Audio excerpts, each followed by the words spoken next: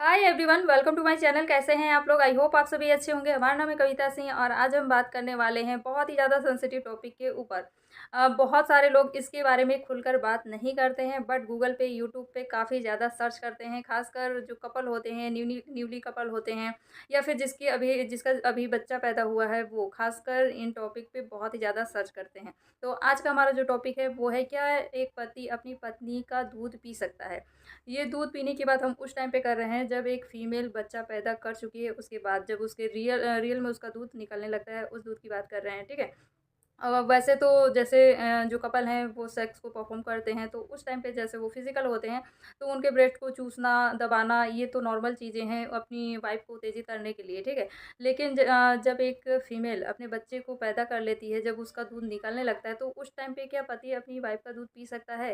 क्या ये सही है, गलत है, क्या नुकसान है, नुकसान भी हो सकता है क्या? इसके बारे में फुल डिटेल हम आज बात करेंगे।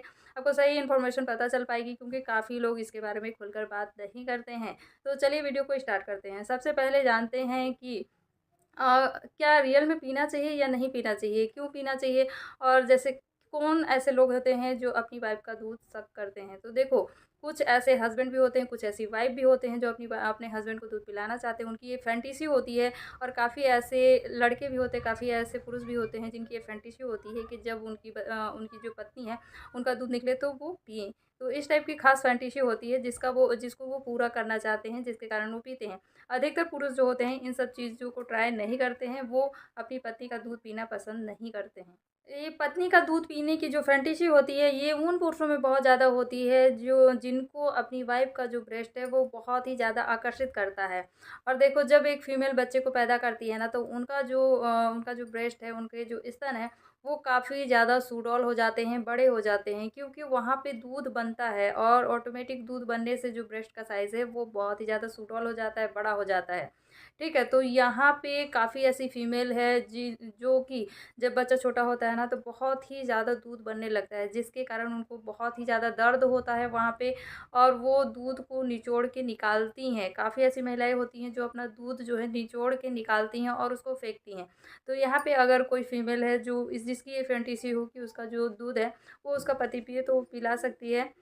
और जो हस्बैंड है उसकी फैंटेसी है, पीना चाहता है, तो वो पी भी सकता है, क्योंकि देखो यहाँ पे एक दूसरे की रजामंदी होनी चाहिए। अगर मान लो पति जो है वो पीना चाहता है और जो पत्नी है वो पिलाना नहीं चाहती है, तो यहाँ पे आप ज़ोर ज़बरदस्ती ना करो, वही बेटर है, क्योंकि सबकी अलग अलग पसंद होती है। तो यहाँ पे बात करना बहुत ज़रूरी है अपनी पत्नी से। अगर उनको पसंद हो तो आप ये चीज़ ट्राई कर सकते हो, अगर नहीं पसंद हो तो यहाँ पे फोर्स नहीं करो आप, तो ही बेटर है, ठीक है। अब हम बात करेंगे कि क्या पत्नी का दूध पीने से हमको नुकसान हो सकता है। तो देखो, एक माँ का दूध बच्चे के लिए अमृत के समान होता है, ठीक है। तो उसी अमृत को अगर आप पीते हो तो आपको कोई नुकसान नहीं होने वाला है। और देखो, बस आपको एक चीज़ का ध्यान देना चाहिए कि आपका बच्चा जो है उसका पेट खाली न रहे, आपकी फैंटेसी भी पूरी हो जाए और आपका बच्चा जो है वो भूखा भी न रहे। तो इस तरीके से अगर आप पीते हो तो आपको कोई भी नुकसान नहीं है। और एक बात और, जब भी आप शक करते हो ना निप्पल पे, तो कोशिश कीजिएगा ज़ोर से ना करें, दाँत ना लगाएँ, क्योंकि अगर आप दाँत लगाते हो तो उस टाइम पे अगर बच्चा दूध पीता है तो काफ़ी ज़्यादा दर्द फ़ील कर सकती हैं एक फ़ीमेल। तो इस तरीके से आप कर सकते हो, सारी चीज़ें नॉर्मल है, हस्बैंड वाइफ के बीच में ये सारी चीज़ें होती हैं। और काफ़ी ऐसे पुरुष हैं जो इस फैंटेसी को फ़ील करते हैं, जीते हैं और इसको पूरा करना चाहते हैं। काफ़ी ऐसी फीमेल भी होती हैं जो इस फैंटेसी को फ़ील करना चाहती हैं। और काफ़ी ऐसी-ऐसी समाज की मान्यताएँ हैं, काफ़ी ऐसे धारणाएँ हैं कि हाँ, इस टाइम पे ये चीज़ें नहीं करनी चाहिए, पत्नी का दूध नहीं पीना चाहिए, ये काफ़ी गलत होता है। तो देखो, अगर आप ऐसा करना चाहते हो तो एक-दूसरे की रज़ामंदी होनी चाहिए, बात कर सकते हो आप एक-दूसरे से। और काफ़ी लोग इस चीज़ को पसंद नहीं करते हैं। तो ये कुछ बातें हैं, अगर आपको अच्छा लगता है तो आप कर भी सकते हो, अगर आपको पसंद नहीं है तो आप मत करो इस चीज़ को, ठीक है। आई होप हमारी बातें समझ में आई होगी, ये इन्फॉर्मेशन अच्छा लगा होगा, क्लियर हुआ होगा आपकी जो बातें हैं वो। मिलते हैं ऐसी कुछ और वीडियो के साथ, कुछ और इन्फॉर्मेशन के साथ। Okay, bye. बात करेंगे।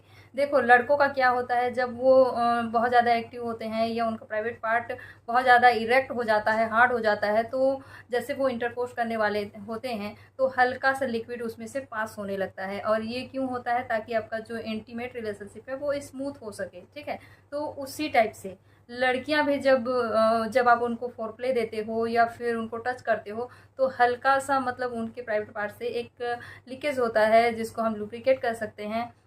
और लड़कों का जो पहले निकलता है उसको प्रीकम कहते हैं, मतलब डिस्चार्ज होने से पहले जो निकलता है उसको, ठीक है।